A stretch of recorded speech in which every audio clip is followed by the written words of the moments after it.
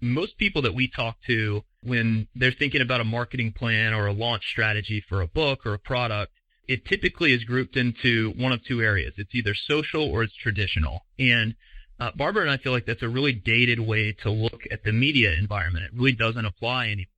In this media environment, we think what is most important for your listeners and others to think about is this idea of whether or not they own the media. So in other words, whether or not they own the real estate online. And so in the book, we separate media into three categories: owned, earned, and rented media. So owned media is every piece of real estate online and every media that you own. So your website, if it's hosted on your name, your blog, because it lives on that same website, your email list, because you own the connection to your audience through that email list. If you have a physical mailing list, as many companies do, that's owned media. The idea around owned media, and as Barbara and I really look at the overall media landscape, owned media equals leverage in this media landscape. It's an audience that you can get to anytime you want to. And so you don't have to hope that NPR says yes to an interview request. You don't have to hope that Fast Company agrees to run your article. You own the connection with a large audience. You can reach them anytime you want. Second category is rented media.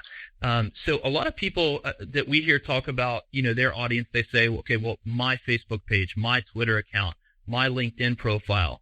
And in some ways that's true. Of course, you've got a lot of control over what your LinkedIn profile looks like. You've got a lot of control over what goes out on your Twitter feed. But in actuality, you actually own that real estate. You're in many ways renting that real estate. And so a lot of brands found this out the hard way in 2013 when Facebook tweaked their algorithm and limited access to the audience that brands had spent years building on brand pages.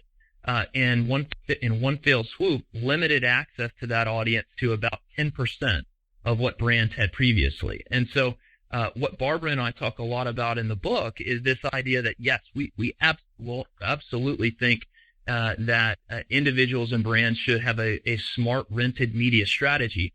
But you always have to keep in the back of your mind that the audience that you leave on Facebook or the audience that you leave on LinkedIn, as opposed to consistently focusing on trying to convert them to your email list or owned media, is an audience that's always at risk.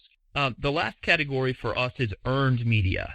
And earned media includes what we might think of as traditional media. So it's getting an opportunity to be featured in the New York Times or Fox Business or NPR or others. Earned media for us also includes this podcast, because this podcast is not something that you're letting just anybody onto. We've got to earn our way onto this podcast. So it's this idea that there's a lot of perceived credibility that goes along with earned media, and there's a good reason for that, because it's not easy to get on. And so the way that we think about earned media, and you've done this so well with your podcast, is this idea that when you get out in front of an audience, what you're trying to do is not just provide extreme value and give them entertaining and informative content, but we always want to have that call to action, whether it's a free quiz or a download on a website, or a reason for those people to hit on their smartphone in the audience and head over to the website and grab a free ebook or whatever it may be. And so those are the three categories that we think are important for people to be thinking about, and this idea that